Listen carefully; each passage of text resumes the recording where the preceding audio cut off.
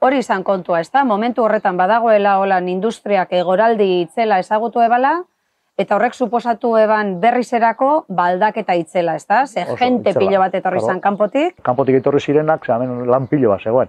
Bueno, aurretik bai, zeia, nik esan dudan urtea, Huelgaren 1974, aurretik ja enpresa asko zegoen. Bai, 60ko hamarkadan ja ziziran etorten. Nondik etorri izan jentea batez bere berrizera?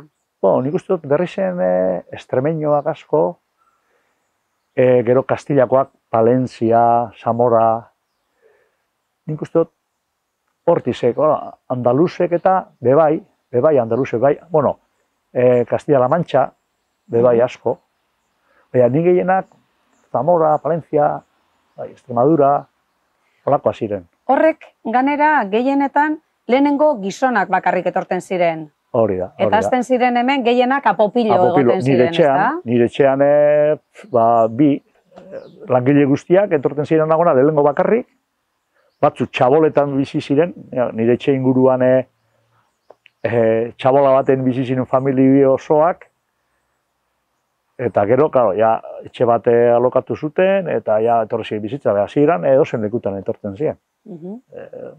Apopilo esaten zana. Etxe guztiak, zeukaten apopiloak.